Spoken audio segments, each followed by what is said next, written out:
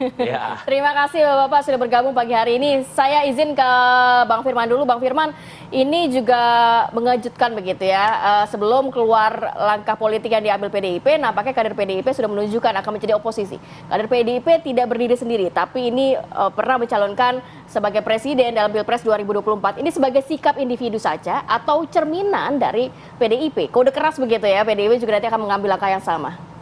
Iya, kami tidak menggunakan frasa diksi individual ya, seolah-olah itu memetakan Pak Ganjar Pranowo seolah-olah di luar ya. Jadi sudah ada Tapi izin. kami menggunakan frasa diksi sebagai mantan calon presiden. Mantan calon Sehingga presiden. ekosistem politiknya itu meluas Ya. dan mendalam.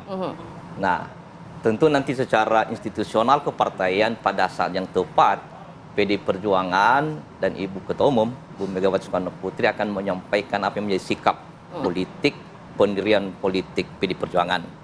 Nah, jikalau melihat dari sudut pandang kaderisasi Pak Ganjar Pranowo, maka memang ini kader utama, kader inti, tulen, karena seluruh jalur jenjang di pendekatan struktural partai, kemudian juga legislatif, eksekutif, beliau sudah menjalani, menempuh sejak mahasiswa dan pemuda. Oleh karena itu, maka tentu sikap pendirian pemikiran politik Pak Ganjar Pranowo bisa merefleksikan apa yang menjadi dinamika yang luas, dialektika yang dalam, yang ada di dalam ekosistem suasana kebatinan PD Perjuangan.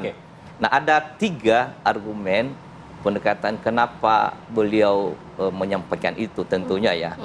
Yang pertama, karena itu berkaitan dengan penciptaan apa yang disebut dengan politik kerakyatan dan kebangsaan. Jadi PDI Perjuangan paling tidak Pak Ganjar Pranowo dan ekosistem tadi itu tetap membangun apa yang disebut dengan tidak menjaga jarak dengan kerakyatan. Jadi nilai-nilai kerakyatan itu. Yang kedua yaitu berkaitan juga dengan politik keadaban dan politik kebudayaan. Dan yang ketiga adalah di situ ada nilai-nilai juga. Yang ketiga adalah yaitu politik apa yang disebut keseimbangan dan politik keadilan. Jadi 3 perspektif itu. Nah, soal nanti institusi kepartaian kita menunggu misalnya hasil rakernas. Tapi yang menarik Bang Firman, kenapa kemudian pernyataannya dibuat terpisah? Ini kan jadi pertanyaan publik. Kenapa Pak Ganjar ngomong sendiri, PDIP nunggu dulu belum selesai gitu, masih dibahas. Jadi kesannya ada dualisme internal gitu loh, yang berbeda. Sebetulnya tidak, dan itu bukan sesuatu yang dipertentangkan karena konteksnya adalah halal bihalal, yaitu tim pemenangan nasional Ganjar Pranowo. Tentu di situ adalah soal pencapresan dan pencawapresan Pak Ganjar dan Pak Mahfud. Jadi bukan sesuatu yang dipertentangkan, dan untuk itu maka tentu kita pahami itu dalam konteks secara profesional. Nanti mau konfirmasi dulu sedikit boleh? Ya. Berarti sudah diizinkan oleh Ketua Umum untuk ngomong itu kemarin? Tentu yang lebih tahu kan Ibu Ketua Umum dan juga Pak saya nanya. Ganjar. Iya, kami tidak memasuki wilayah itu. Ya, sebenarnya Bang Firman, sebelum saya ke Mas Umam, ini apa sih yang menjadi alasannya? Apakah untuk check and balances begitu ya, ada oposisi nantinya, atau memang ada faktor rasa-rasa Pak Jokowi di pemerintahan yang baru nantinya sehingga keputusan ini diambil?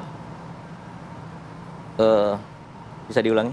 Jadi sebenarnya faktor atau alasan kuatnya Mas Ganjar mengambil keputusan untuk menjadi oposisi, apakah karena untuk check and balances nantinya, atau memang sebenarnya ada faktor-faktor lain di belakang itu?